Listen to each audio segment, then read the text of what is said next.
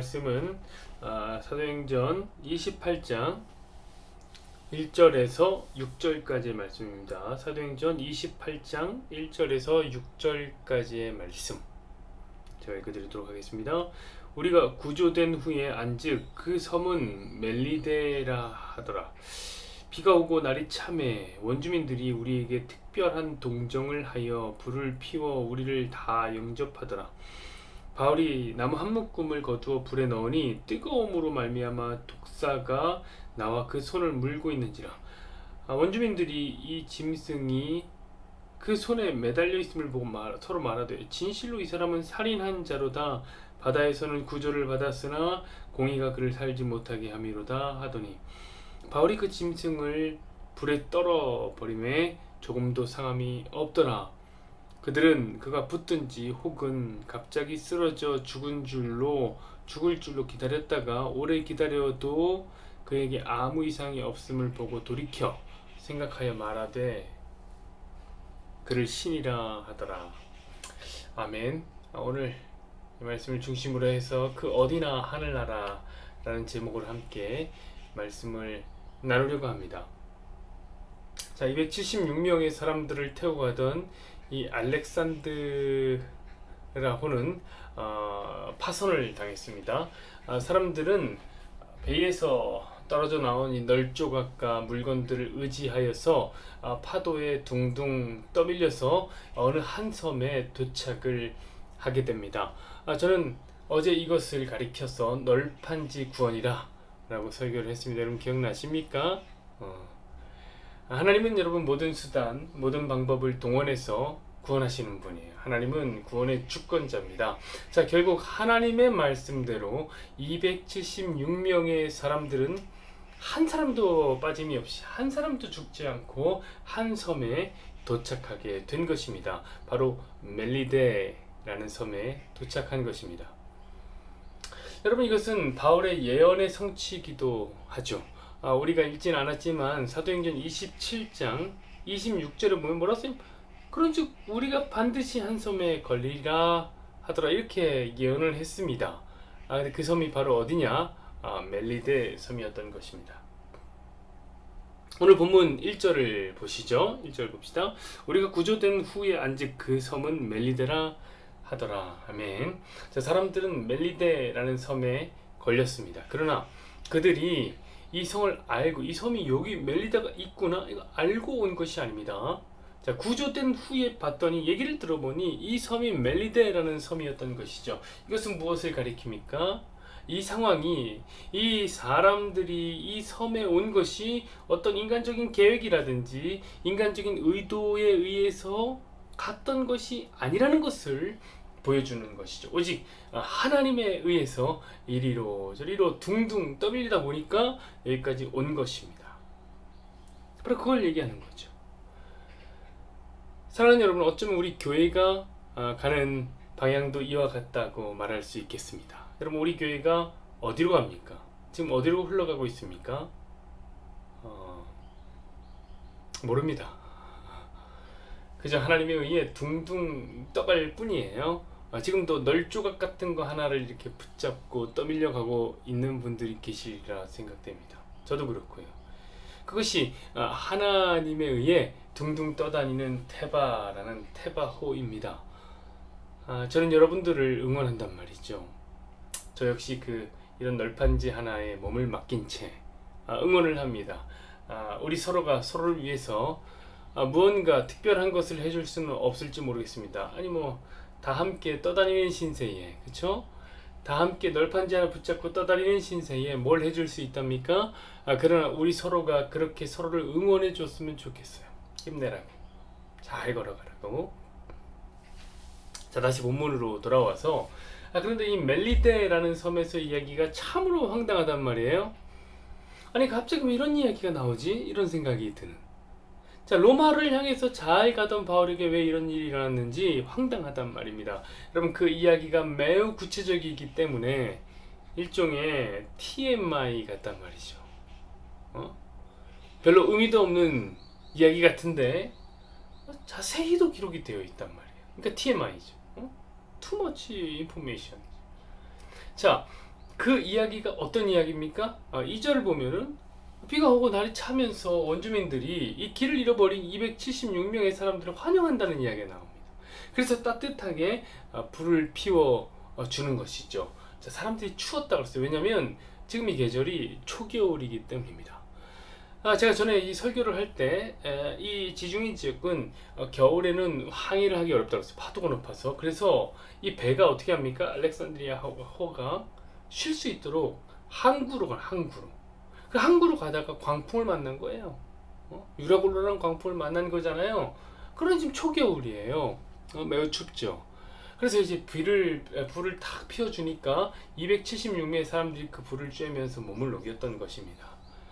근데 뭐 3절을 보니까, 이 3절을 보니까, 바울이 나무 한 묶음을 거두어다가 이제 불에 넣습니다. 그러다가 그만 이제 그 나무 속에 들어있던 뱀이 한 마리가 있었나 봐요. 나무 묶음 속에. 불이 뜨거우니까 불에 닿으려가자 너무 뜨거워서 확 튀어올라 어떻게 합니까? 바울의 손을 그만 물어버리게 됩니다. 뭡니까 이거? 너무 어처구니 없는 일 아닙니까? 여러분, 참 바울이라는 사람은 보통 사람들이 경험하지 못하는, 보통 사람들이 당하지 못하는 일을 당해요. 참 신기하죠. 자, 그랬더니 4절에 원주민들이 난리가 납니다. 난리가 나요. 정작 바울은 가만히 있었는데, 바울은 가만히 있었는데 뱀에 물린 바울을 보면서 소리를 지르면서 바울을 정죄하기 시작한 겁니까? 뭐라고 정죄합니까? 저가 뱀에 물린 것을 보니까 이 사람은 살인자다. 그가 구전을 받았으나 공의가 그를 살지 못하게 한 것이다. 이렇게 말을 한단 말이죠. 여러분, 이건 역시 어처구니 없는 이야기죠. 여러분, 뱀에게 물리면 여러분 살인자입니까? 생각해보세요.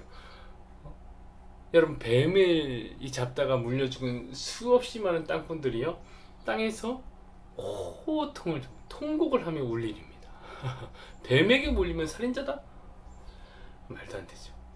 그러나 여러분, 이것은 말이 안 되는 일이 말이 되는 것입니다. 여러분, 이곳이 어디입니까? 바로 매우 낙후된 섬이죠. 여기는 원주민들이 있는 외딴 섬입니다. 이곳에 어쩌면 토속신앙이 그런 걸 거예요. 뱀에게 물리면 살인자다, 이런 토속신앙이겠죠. 아마 그런 일이 있었을 겁니다. 얼마 전에 어떤 살인자가 뱀에 물린 적이 있겠죠. 살인자도 뱀에 물리잖아요. 그랬더니 이제 또 다른 사람이 이렇게 말하는 겁니다. 봐라, 정의의 여신 디케가 공의를 실현한 것이다, 이렇게 얘기를 한 거예요. 그로부터 뱀에 물린 사람들이 이제 살인자 취급을 당하기 시작했던 것이죠. 그래서 이제 4절에 공의가 그를 살지 못하게 했다라고 말하게 되는 겁니다. 왜? 공의가 뭔 말입니까? 여기서는 이 공의라는 말은 정의의 여신 디케와 똑같은 말. 그러니까 여기서는 공의는 디케와 똑같은 말입니다. 그러니까 매우 신화적인 이야기를 가지고 아무 잘못도 없는 바울을 누가요? 멜데 사람들이 정지한 거예요. 저가 살인자다. 여러분, 그러나 원래가 그래요. 여러분, 고립된 나라, 고립된 지역, 고립된 사람들에게서는 일종의 비정상적인 이야기들이 그 상식적으로 비춰지는 것입니다. 여러분, 이 섬은 고립된, 이 멜리데라는 섬은 고립된 섬이에요. 그러니 여러분들은 고립되지 마십시오. 고립되어서는 안 됩니다. 많이 소통하시고 나누십시오. 근데 여러분, 더 어이없는 상황이 이제 펼쳐지는데 5절을 봤더니 어떤 얘기가 있습니까? 바울이요, 뱀에 물린 손을 그냥 이렇게 툭툭 털어요. 그래서 자기를 물고 있는 이 뱀을 불에 던져서 죽이게 되는 겁니다.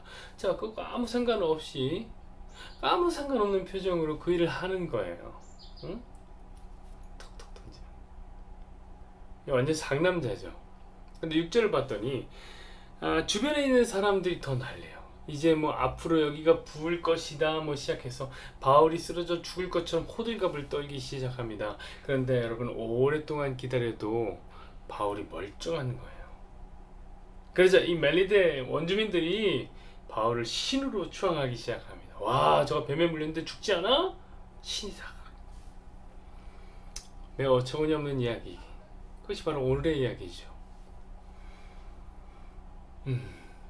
그리고 이제 더 뒤로 가면 바울이 병든 여러 사람을 고치는 이야기가 나오다가 결국에 이제 원주민들의 도움으로 그 섬을 나왔다는 매우 황당한 서프라이즈에 나올 법한 그런 이야기가 오늘의 이야기입니다. 사랑하는 여러분, 그럼 오늘의 본문은 왜 기록된 걸까요, 도대체? 자, 오늘의 본문이 왜 기록됐냐를 묻기 전에 그 전에 한 가지 질문을 해야 되겠습니다. 여러분, 성경은요 역사책입니까? 우리가 잘 아는 조선 왕조 실록처럼 역사적 사실을 그냥 쭉 시간에 따라서 기록을 한 것입니까? 답은 아니란 말이에요. 그렇지가 않아요. 여러분, 성경은 선별된 역사예요. 선별된 특별한 역사, 의미가 담겨있는 역사를 기록하는 방식으로 성경이라는 것이 쓰인 것입니다. 그래서 가장 역사적으로 기록되어야 할 것 같은 족보는 역사적으로 기록되면 순서대로 쭉쭉쭉쭉. 근데 그 족보에도 빠진 사람이 나오는 거예요. 왜냐하면 족보에도 전하고 싶은 의미가 있기 때문입니다. 아니 여러분, 사실 한번 따지고 보자고요. 역사적인 순서 그대로 기록된 역사책이 있긴 합니까? 저는 없는 것 같아요. 그런 건 없어요. 여러분, 그런 역사책 자체가 없어요. 하다못해 조선왕조실록이라는 책도요, 그냥 이 사가들에 의해서 특별히 선별된 역사책이란 말이에요. 역사가들의 해석과 의도가 거기에 담겨 있단 말이죠.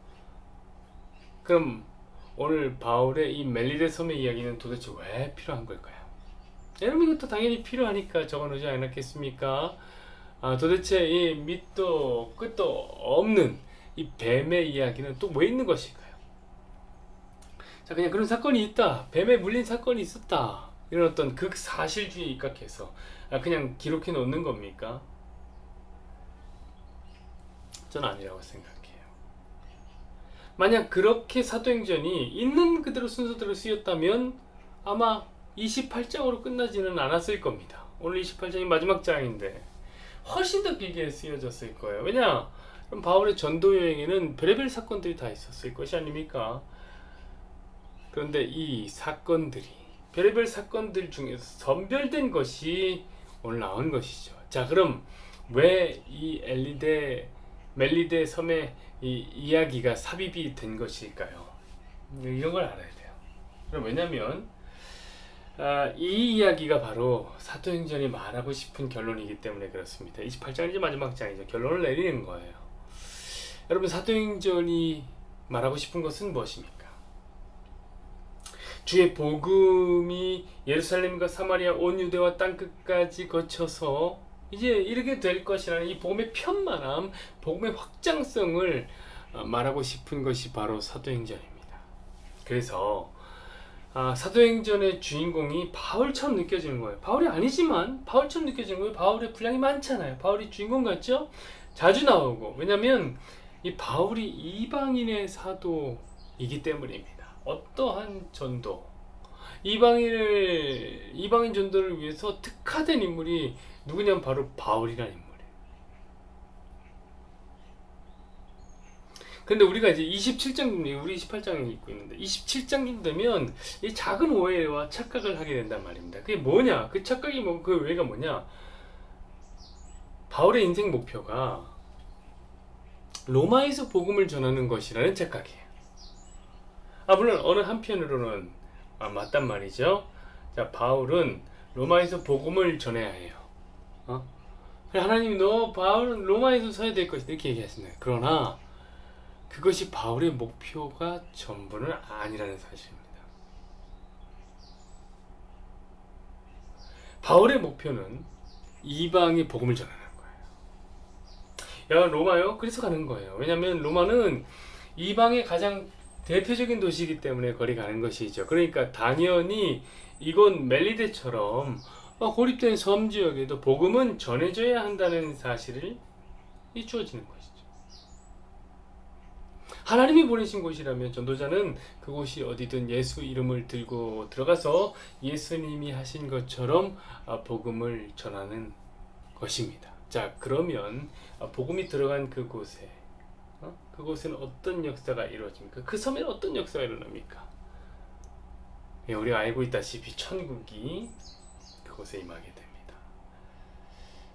왜냐면 예수님이 그곳에 임하셨기 때문에 그런 거예요. 여러분, 예수님 누구예요? 그분이 천국의 주인인데 그분이 전해지는 곳에 천국이 들어갑니다. 응? 천국의 주인이니까. 그래서 우리가 오늘 노래하지 않았습니까? 높은 산이 거친들이 초막이나 궁궐이나 내 주 예수 모신 곳이 그 어디나 하늘나라 이렇게 부른 거고, 이 찬양 자체가 복음입니다. 자, 예수 복음을 들고 바울이 가는 곳이 어디예요? 천국이에요. 그걸 보여주기 위해서 이 멜리데라는 섬이 등장한 겁니다. 자, 보십시오. 그곳에 바울이 원해서 갔나요? 그 멜리데 섬에? 아니란 말이에요. 하나님이 보내서 갔어요. 그런데 하필 보낸 그곳이 이름이 멜리데인데, 여러분, 멜리데라는 뜻이 뭔지 아십니까? 꿀이 흐르는 땅입니다. 꿀이 흐르는 땅.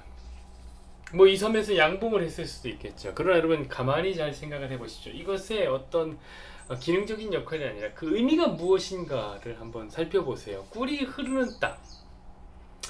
여러분은 도대체 무슨 생각이 드십니까? 자, 이렇게 하면 더욱 쉽게 답이 떠오를 건데, 어떤 말이냐면 젖과 꿀이 흐르는 땅. 네, 어떤 땅입니까? 가나안이라는 약속의 땅이죠. 여러분, 약속의 땅이, 가나안이라는 약속의 땅이 무엇을 상징해요? 네, 저 천국을 상징하는 거예요. 자, 그 꿀이 흐르는 땅, 이 멜리데에서 바울이 뭐에 물리는 겁니까? 뱀에 물리는 거, 뱀에. 근데 여러분, 이 뱀에 물리는데 어떻게 됩니까? 아무 해를 당하지 않아요. 여러분, 거기서 많이 본 것 같지 않습니까? 맞습니다. 이사야 11장이 기억이 난다면 여러분은 성경 고수입니다. 자, 이사야 11장은 메시아 예언시가 들어있는 장이에요. 예수님이 다스리는 나라에 대한 이야기, 즉 하나님 나라에 대한 이야기를 하는 것입니다. 그 안에 어떤 메시지가 담겨 있습니까? 이런 메시지가 담겨 있어요. 아이들이 독사의 굴에 손을 넣어도 해를 입지 않는 것이 바로 하나님 나라다. 이런 의미가 담겨 있단 말이에요. 이사야 11장 메시아시예요. 맞습니다, 여러분. 그 나라가 주님이 다스리는, 예수님 다스리는 나라예요. 그게 바로 천국입니다. 바로 그 나라가 예수 그리스도를 믿는 성도들의 삶에 틀림없이 나타나는 것입니다. 여러분, 마가복음 16장 17절에서 19절의 말씀을 한번 보실까요? 마가복음 16장 17절에서 19절까지의 말씀입니다. 이렇게 기록이 되어 있습니다.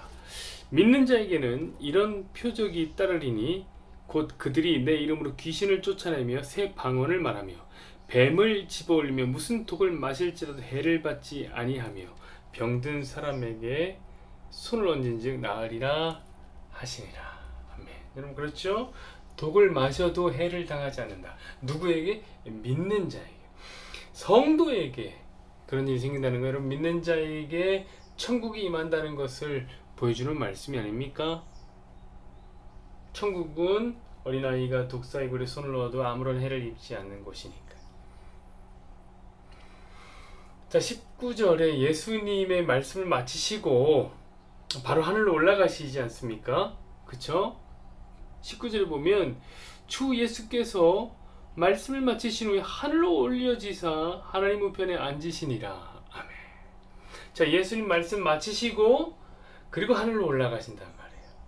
그리고 제자들이 이제 이 말씀을, 자, 누가 전해준 말씀? 예수님이 전해주신 말씀. 이 말씀을 가지고 두루 전파해요.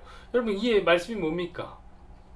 이게 말씀이신 그리스도예요. 예수님. 그러니까 예수님이 제자들에게 천국을 남긴 거고요. 제자들은 천국을 전하는 것입니다. 다시 오늘 본문을 봅시다. 4절에 원주민이 말한 공의가 그를 살지 못하게 한다 라는 이 말도 역시 뭡니까? 여러분, 세상이 말하는 공의 뭐예요? 요즘 사람들이 세상이 말하는 공의인데 그게 바로 율법이란 말이에요. 근데 여러분, 율법에 의해서 살인자는 죽어야 하는데 죽지 않는다는 거예요. 죽지 않는다. 왜요? 이것은 천국을 보여주는 그 의미니까요. 여러분, 천국은 DK의 공의, 율법에 의해서는 죽어야 할 백성들이 살아나는 장소란 말이에요. 그것이 그러니 이것 역시 일종의 힌트가 된단 말이에요. 힌트. 그 대망의 5절이라는 게 무엇입니까? 바울이 어떻게 합니까? 우리 한번 보자고요. 그 짐승을 불에 떨어뜨리매 이런 말이 써 있는데 뱀을 불에 던지는 장면이 나오는 거죠. 자, 이 장면은 계시록에 등장하는 매우 유명한 장면입니다. 여러분, 계시록은 사탄을 뱀이라고도 부르고 뭐라고도 부릅니까? 짐승이라고도 부르죠. 그래서 일부러 본문에 짐승이라는 단어를 사용한 거예요. 자, 짐승이 불에 던져지는 것, 이게 뭡니까? 그것이 바로 천국이 존재하는 영원한 하나님의 나라, 또 다른 모습, 이면의 모습, 지옥의 모습입니다. 자, 여러분 이제 아시겠습니까? 그래서 바울이라는 이방인의 사도가 알지도 못하는 그런 서민 멜리데 섬에 조난을 당해서 이런 이해할 수 없는 일을 경험하게 된 거예요. 우리 이것을 보면서 단순한 역사로 그런 일이 있었나 보다 이걸로 받아들여서는 안 됩니다. 그럼 성경의 절반을 놓치게 되는 거예요. 자, 성경이 무엇을 말하는지 그 상징과 그 의미를 바르게 분별해야 됩니다. 그래서 무엇이든 궁극적으로는 이 말씀이 우리의 믿음이 되어야 하는 것입니다. 그래, 예수 이름을 소유한 나의 삶에도 천국은 임하겠구나. 예수님이 내 안에 계시니 내 삶이 천국이구나. 주님, 저로 하여금 천국을 살게 해주십시오. 이렇게 기도하고 믿음으로 받아들이는 것입니다. 예수님과 함께 있다면 바로 그 조난당한 비참한 자리가 천국이 되는 것을 믿습니다. 사랑하는 여러분, 여러분의 삶의 자리는 어떻습니까? 어떤 모양입니까? 어떤 상황입니까? 물론 힘들 수 있지만 바울보다 엉망이신 분은 없겠죠. 지금 조난을 당한 바울보다 더 엉망이신 분이 있나요? 그러나 여러분, 우리는 아무것도 없는 바울보다, 바울이 갖고 있는 그것을 우리도 갖고 있습니다. 그게 뭡니까? 예수님이죠. 우리의 삶이 천국이지 못할 이유가 뭐가 있습니까? 우리에게 예수님 계신데 우리의 삶은 왜 천국이지 못합니까? 그럴 이유가 없습니다. 함께 주 안에서 하나님 나라를 살아가는 저 여러분이 되기를 간절히 바랄 뿐입니다. 함께 기도하시죠. 여호와는 내게 복을 주시고 너를 지키시기를 원하며, 여호와는 그의 얼굴을 내게 비추사 은혜 베푸시기를 원하며, 여호와는 그 얼굴을 내게로 향하여 드사 평강 주시기를 원하노라. 아멘.